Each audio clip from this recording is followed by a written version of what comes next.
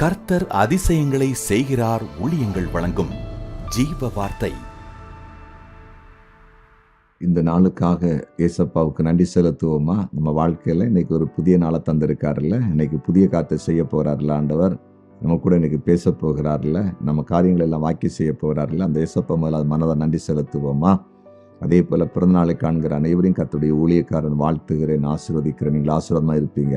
திருமண நாளை காண்கிற குடும்பங்களை வாழ்த்துகிறேன், நீங்கள் ஆசீர்வாதமா இருப்பீங்க. பயப்படாதீங்க. குடும்பத்தில் சமாதானம் உண்டாகும், செழிப்பு உண்டாகும், மேன்மை உண்டாகும், சந்தோஷம் உண்டாகும், நல்ல காரியம் நடக்கும். பயப்படாதீங்க.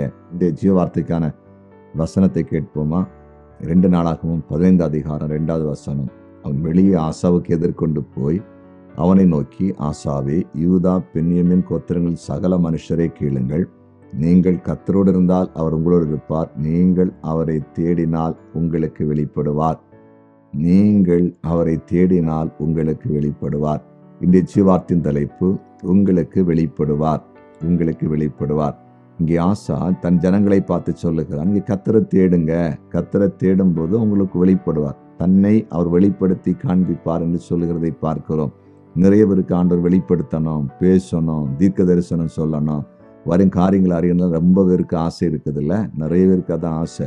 ஆண்டவர் என்கிட்ட பேச மாட்டாரா? எதிர்காலத்தை பற்றி சொல்ல மாட்டாரா? ஒரு வாக்குத்தத்தம் சொல்ல மாட்டாரா?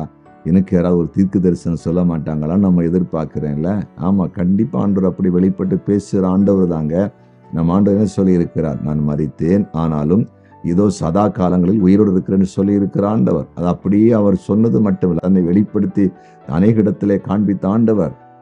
அவர் வெளிப்படுத்துவாருங்க. நாளை தினத்தை குறித்து அவர் பேசுவாருங்க, எதிர்காலத்தை குறித்து பேசுவார். ஆனால் என்ன செய்யணும் தெரியுமா? நம்ம ஆண்டவரை தேடணும், கர்த்தரை தேடணும், கர்த்தரை தேடணும். கர்த்தரை தேடும் போது தான் கர்த்தர் வெளிப்படுவார். நிறைய பேர் ஆண்டவரை தேடுறதே இல்லை. ஆண்டவர் தான் நம்ம அதில் நிறைய பேரை தேடி வர வேண்டியது இருக்குல்ல. சபைகளுக்கு கூட ஒழுங்கா போகிறதில்ல. ஏன் அக்கா சபைக்கு வரல? ஏன் என்னன்னே சபைக்கு காணலை?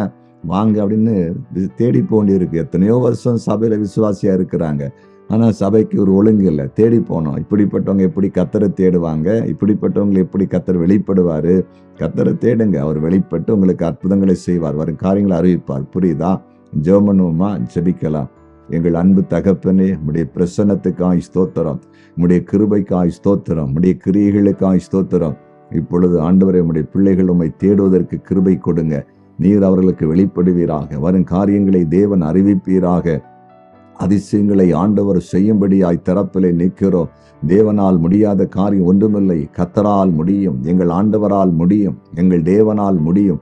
நீர் அற்புதங்களை செய்யும்படியாய் இயேசுவின் நாமத்தில் நாங்கள் செபிக்கிறோம். தகப்பனே, இந்த நேரத்திலே கூட ஏன் இந்த உலகத்திலே நான் வாழ வேண்டும் என்று யாராவது அப்படி தற்கொலை எண்ணத்தோடு இருப்பாங்கன்னு சொன்ன அந்த தற்கொலை எண்ணம் விலகி உடைய பிள்ளைகளுக்குள்ள ஒரு கிருபை உண்டாகி, சமாதானம் உண்டாகி, எதிர்காலத்தை குறித்து ஒரு மேன்மை உண்டாகி, சாட்சியாய் மாறுபடியாய் செபிக்கிறேன். எல்லா நெருக்கடிகளும் இயேசுவின் நாமத்தில் விலகட்டும். எல்லா போராட்டங்களும் விலகட்டும். எல்லாருடைய குடும்பங்களிலும் தெய்வீக சமாதானம், தெய்வீக பாதுகாப்பு, தெய்வீக மேன்மை உண்டாகட்டும் என்று இயேசுவின் நாமத்தில் செபிக்கிறேன். நீர் அப்படி செய்து விட்டீர், அதற்காய் ஸ்தோத்திரம். வாலிப பிள்ளைகளுக்காய் விசேஷமாய் செபிக்கிறேன். வாலிப பிள்ளைகளை ஆசீர்வதிங்க, நல்லா படிக்கட்டும், பெற்றோர்களுக்கு கீழ்ப்படியட்டும், சபைகளுக்கு ஆசீர்வாதமாய் இருக்கட்டும் என்று ஜெபிக்கிறோம். ஆண்டவரே, கர்த்தருக்கு ஊழியம் செய்கிற ஒவ்வொருவருக்காய் ஜெபிக்கிறேன். எல்லாரையும் கர்த்தர் பேர் பேராய் ஆசீர்வதிப்பீராக. ஜெபத்தை கேட்டீர், அதற்காய் நன்றி. இயேசுவின் நாமத்தில் பிதாவே, ஆமேன், ஆமேன், ஆமேன்.